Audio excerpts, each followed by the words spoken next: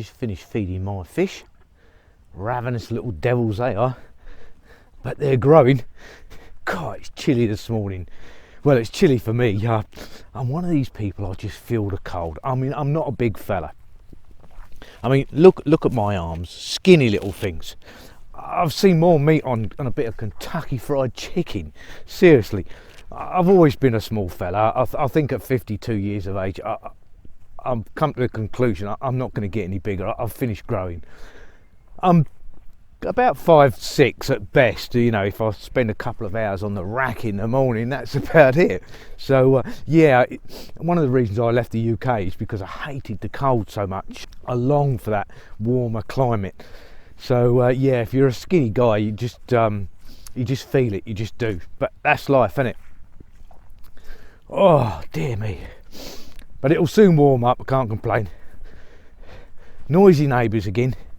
It's kicking off again. So I don't know, not much I can do there. I'm going to get the motorbike out in the next few days. I'll take you on a trip through our little village. It really is a pretty little place. Oh, whoop. Been beautiful out here this morning though. I sometimes get asked if you know, my size bothers me at all, you know, being a short guy, but no, never really let it bother me too much. The only real disadvantage I've ever found is motorcycles. You know, you guys know I love my motorcycles, and yeah, some of the bikes that I've wanted to own over the years just can't, because I can't touch the floor. It is it's a real downer. Seriously, it's not nice at all. I'm not into sports bikes, and when I was younger, yes, but not now. They play havoc with your back, and as you get older, you want something a little bit more upright, which is why I prefer the Super Nakeds. I just something like the BMW S1000R. Now there's a beautiful bike. One of the things that I would really love to do, if money was no object, is to tour on a bike. Pi's the same way. I had a very good friend of mine that I used to play golf with back in Phuket, and he only lived there for a couple of months a year. He had a beautiful BMW GS 1200, beautiful bike, and he used to go touring, not just around Thailand, but Vietnam, Cambodia, Malaysia. He went all over, and yeah, it's that's a complete and utter joy. Thanks very much for all the comments yesterday on the subject of can foreigners own property in Thailand. I'm glad you found it useful, and I'm sure other people will as well. So but it is the way it is.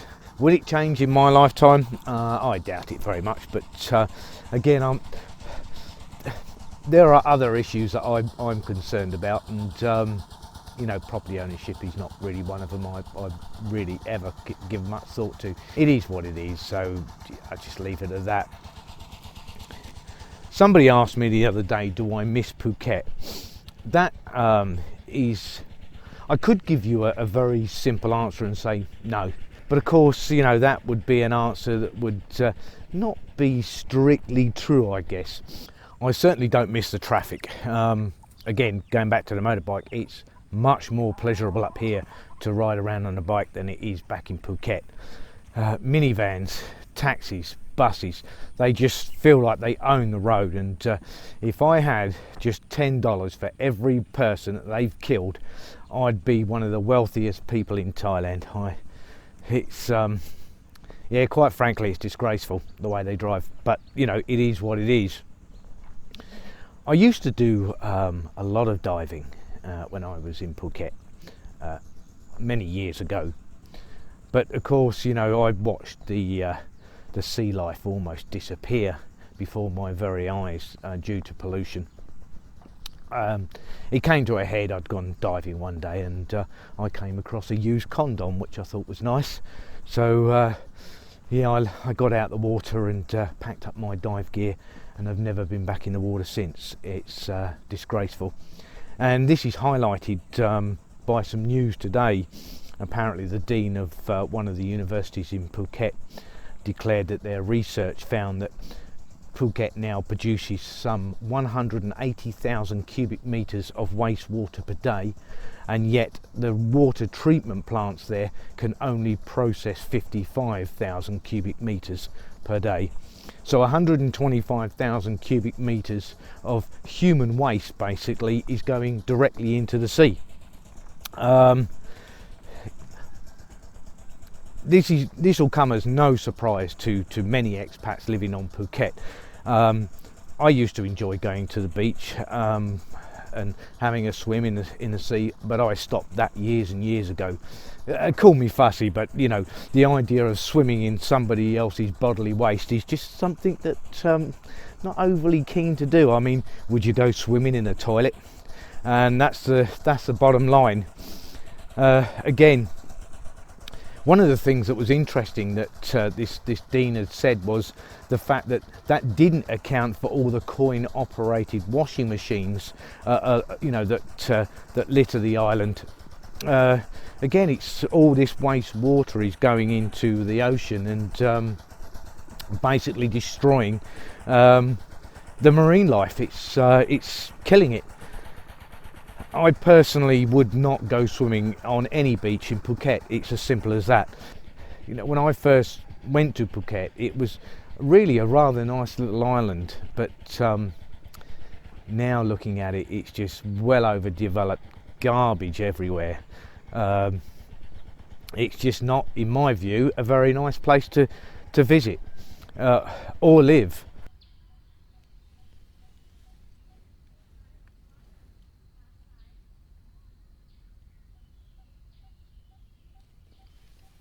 You could hear a pin drop out here. It's just so pretty.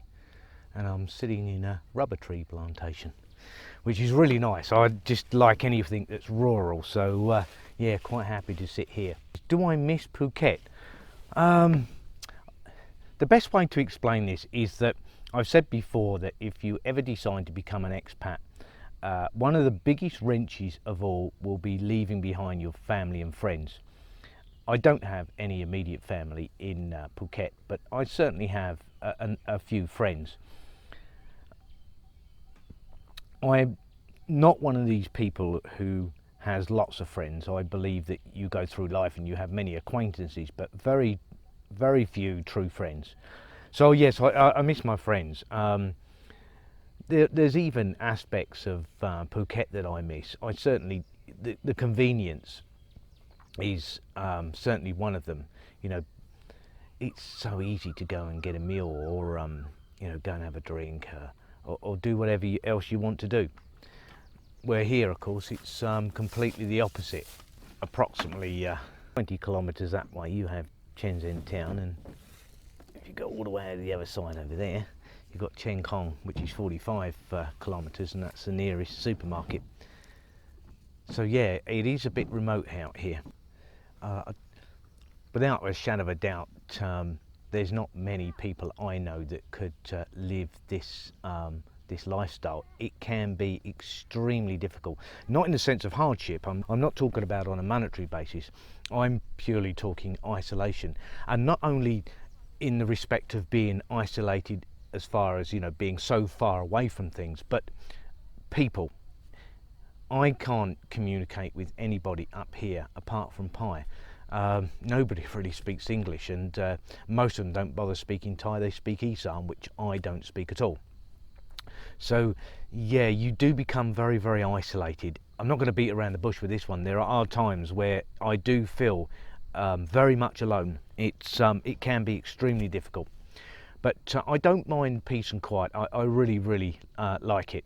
I don't like the nightlife, the bars and the clubs and the, you know, the discos and things like that. But I do miss you know, having the ability just to nip out and go and get a nice meal. And you know, it was okay when Pi and I were in Phuket. You know, I was earning a little bit from home tipster. Pi was earning from her job, and we didn't pay rent there because part of her job included the rent.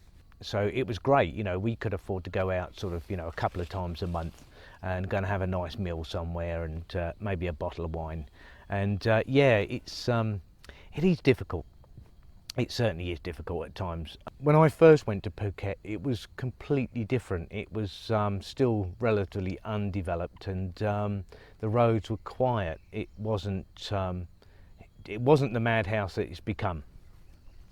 But yeah, you know, things change. But I do miss my friends deeply. I miss sitting down and having a cold beer and a chat. One of the reasons why I like vlogging so much is because I feel now, with all the subscribers I have somebody to talk to.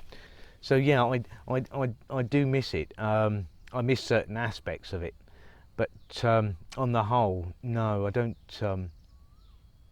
I don't miss it enough to warrant going back at this point. I've got to be honest with you. If it ever come to the situation where Pi and I were to split up for whatever reason, and you know, we have a pretty good marriage. We've been together a long time now, and we get on really well. But I'm one of these people. I'm a realist. I never say never. You never know what's going to happen. I can't tell you what's going to happen tomorrow. But if we ever came to the point where we were to part, then I'd probably head back to Phuket, and it's purely because it's a safety net. You know, I know people there. I've seen very, very few expats living up here, and yeah, it's difficult to get together with people. And I'm also a guarded person in respect. I don't really make friends easily. I make many acquaintances, and I like people, but to make a friend, to become a friend, takes an awful lot of work. And yeah, it's takes an awful lot of work and trust, and it's not developed overnight. It's developed over years. So yeah, I do miss it in certain aspects, but not enough to want to go back right now. That's a fact. And I said I've got everything here. Got a little one there getting some passion fruit and pumpkins, more pumpkins. But it is, you could seriously hear a pin drop out here. It's so quiet. This is a road that leads down to the Bansal Lake that we were fishing at the other day. So very cool. Well, that I hope answers your question. If you've got any other questions, by all means, fire away. You know, I'll be open and honest about them. Life is certainly not a bed of roses. It's far from it. But it's what you make it at the end of the day. No matter where you are, it's what you do with it that counts. And yeah, I consider I have a pretty rich life up here. It is extremely pretty, and I do like living in the countryside. So yeah, it's a real bonus. Well, that's about it for now, guys. I hope that answers your question, and I will see you tomorrow. Don't forget, have a fabulous day, and do stay safe. Please subscribe, share and like. It does make a huge difference, and we'll catch you tomorrow. Bye for now, guys.